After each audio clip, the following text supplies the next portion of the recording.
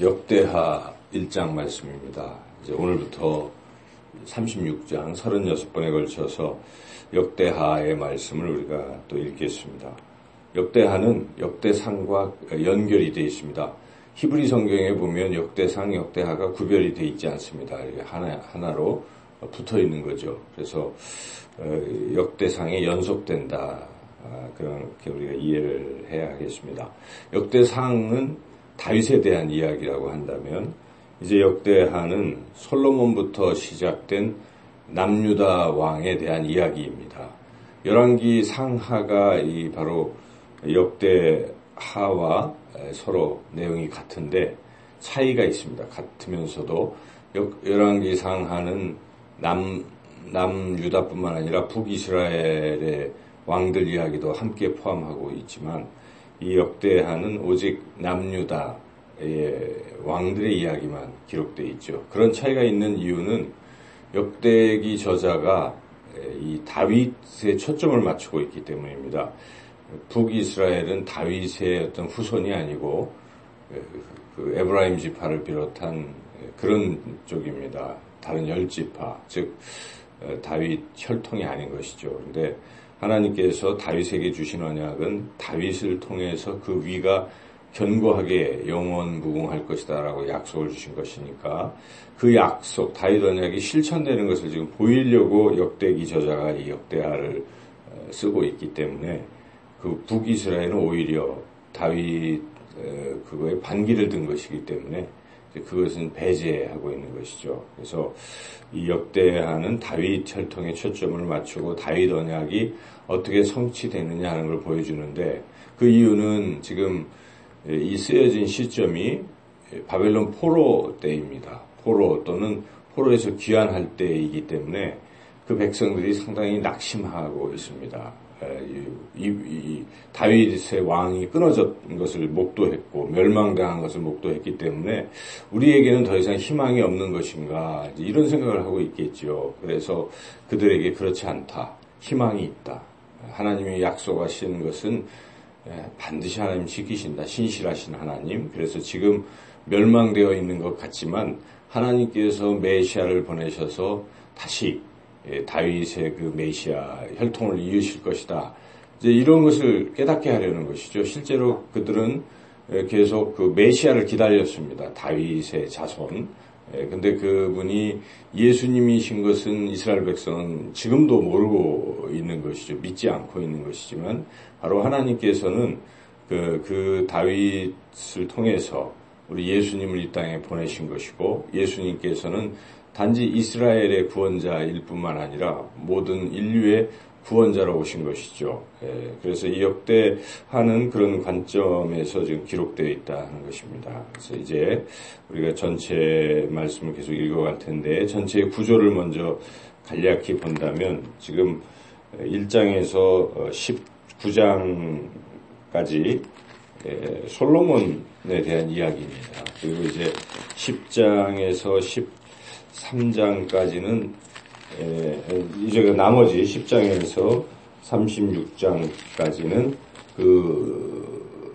이제 르호보암부터 시작되는 이스라엘 왕들의, 남유다 왕들의 이야기인데, 마지막 특이한 것은 역대하 36장에 가면은 이 열왕기하 끝 부분의 25장과는 차이가 있는데, 열왕기하에서는 그냥 끝났다 하는 것, 남유다가 멸망했다 하는 것만 기록하고 있지만, 역대하는 좀 다릅니다. 멸망됐지만 그 뒤에 페르시아의 고레스, 바사의 고레스 왕이 칙령을 발표해서 이스라엘 백성을 다시 예루살렘으로 돌아가게 하는 그 이야기까지도 기록되어 있는 것이죠. 그래서 역대기 저자는 어찌하든지 이스라엘 백성들에게 희망을 주기 위해서 썼다는 것을 우리가 알 수 있습니다.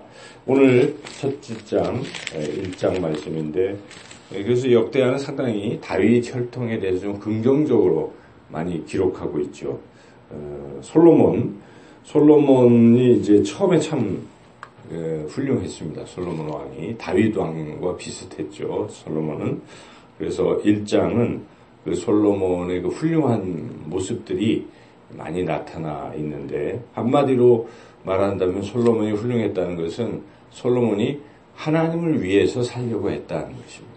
이것이 참 훌륭한 것입니다. 자기를 위한 것이 아니라 하나님을 위해서 사는 것. 우리가 은혜를 받았습니다.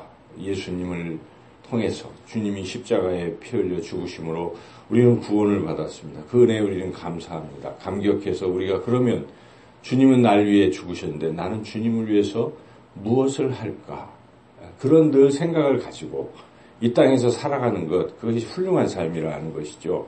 지금 솔로몬이 그런 거죠. 솔로몬의 입장을 생각해 보면 솔로몬은 가문도 별로 안 좋았습니다. 밧세바를 통해서 나왔잖아요. 그러니까 어찌 보면 다윗의 아내들이 참 많았는데 첫째 부인도 아니고 둘째 부인도 아니고 거의 뒤쪽인데 그것도 다윗이 범죄하면서 얻었던 그런 아내였고, 이래서 어찌 보면 솔로몬은 가문으로 보면 그다지 훌륭한 가문이라고 보기 어려웠었죠.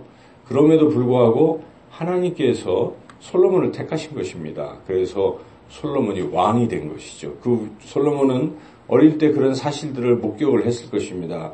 형들이 서로 싸우고 특히 압살롬이라는 그 형은 아버지를 배신까지 하고 이런 많은 파란만장한 것을 보면서 왕이 된다는 게 참 어려운 일인데, 그런데 하나님 은혜로 자신이 왕이 된 거 아니겠습니까? 지금 이제 아버지는 돌아가시고 다윗은 돌아가시고 자신이 이제 왕이 됐습니다. 왕이 됐을 때 내가 뭘 할까? 하나님이 나 같은 사람을 왕으로 세워주셨는데 나도 하나님을 위해서 무엇을 할까? 이런 마음이 간절했겠죠. 그래서 솔로몬은 하나님을 위해서 하나님께 큰 제사를 한번 드리고 싶다.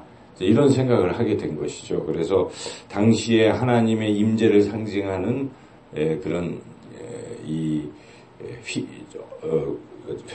회막, 성막이 있었던 곳이 기브온 산당에 있었습니다. 모세 때부터 있었던 그 성막이 거기 있었기 때문에 솔로몬은 모든 회중들을 데리고 기브온으로 간 것입니다. 그래서 기브온 산당에서 1000마리의 그 희생 제물을 거기서 그 앞에 놋제단에 드리면서 하나님께 소위 1000번제를 드린 것이죠.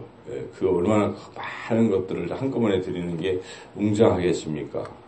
솔로몬은 하나님을 위해서 내가 하나님께 감사하는 마음으로 지금 그 감사의 제단을 쌓고 하나님께 그 큰 제물을 드린 것이죠. 우리가 이제 오해해서는 안 되는 게 1000번제라는 것은 1000번 드리는 게 아니잖아요. 여기 본 것처럼 1000마리의 번제 6절에 보면은 그 위에 1000마리 희생으로 번제를 드리니까 한꺼번에 1000마리를 드린 것이죠. 그래서 우리가 잘못 이해해서 1000번, 1번, 2번, 3번, 1000번 요거는 좀 성경과는 차이가 있습니다. 물론 우리가 그 믿음은 좋죠. 날마다 우리가 하나님 앞에 상번제 드리듯이 1000번의 숫자를 서약을 해서 그렇게 드리는 것, 그것도 귀한 것이긴 한데 원래 성경에 그렇게 1000번 드려라 하는 말은 없어요. 없는데 이제 잘못 오해해가지고 지금까지 잘못된 전통으로 내려오는 것은 좀 교정을 해야 할 필요가 있겠습니다.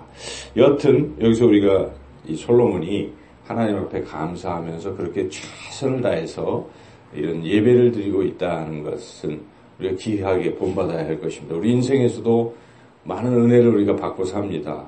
너무 감사해서 하나님 앞에 그렇게 크게 예배를 드리는 이런 모습은 참 귀한 모습이죠.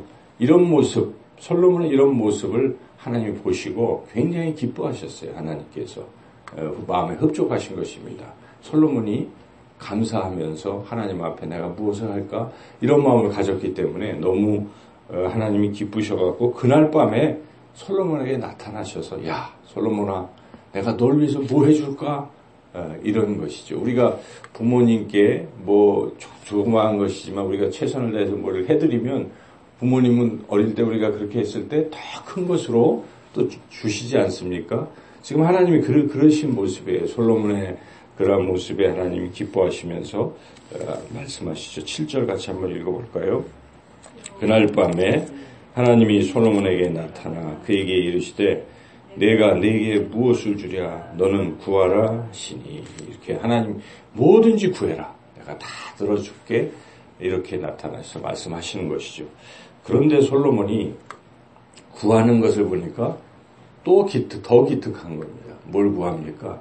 자기를 위해서 구하지 않았습니다. 하나님을 위해서 또 구하는 겁니다.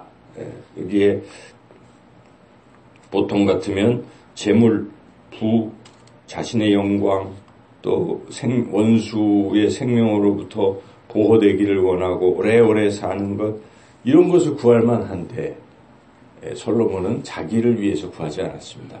하나님을 위해서 구한 것이죠. 하나님의 백성을 위해서 구한 것입니다. 하나님의 백성을 하나님은 잘 다스리기를 원하실 것이니까 그 백성을 어떻게 하면 잘 다스릴까 하나님을 위해서 구한 것이죠. 그 모습이 이제 10절에 나오는데 10절 한번 읽어보겠습니다.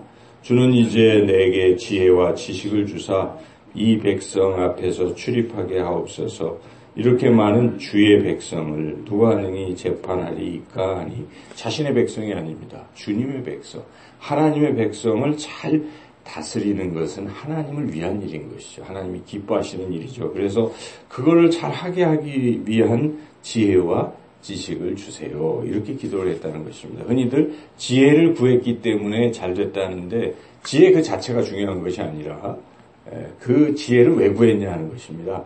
하나님을 위해서, 하나님의 백성을 잘 다스리게 하기 위해서. 그래서 여기서도 우리는 솔로몬이 하나님을 위해서 기도했다, 하나님을 위해서 구했다 하는 것을 또 깨달을 수가 있죠. 이렇게 솔로몬이 또 한 번 하나님의 마음을 감동케 하셨습니다. 하나님이 얼마나 기쁘셨겠습니까? 그래서 솔로몬에게 그래 네가 구하는 지혜 지식 준다. 근데 네가 구하지 아니한 그런 재물, 부귀, 명예, 또 장수 그 모든 것 내가 더 보너스로 주겠다. 하나님 그렇게 약속을 하신 것이죠. 그리고 실제로 하나님께서는 약속하신 그대로 솔로몬의 인생에서 그 누구와도 비교할 수 없는 그러한 부귀, 명예 그런 모든 것을 부어 주셨다 하는 것입니다. 이것이 오늘 말씀이고 14절부터 나머지 17절은 실제로 솔로몬이 그렇게 금이 너무 많아서 금을 그냥 돌처럼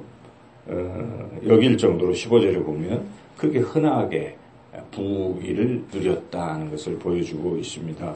오늘 우리는 역대하 1장의 말씀을 통해서 하나님을 위해서 사는 삶이 얼마나 좋은 것이고 또 하나님 기뻐하시는 삶인가 하는 것을 깨닫습니다.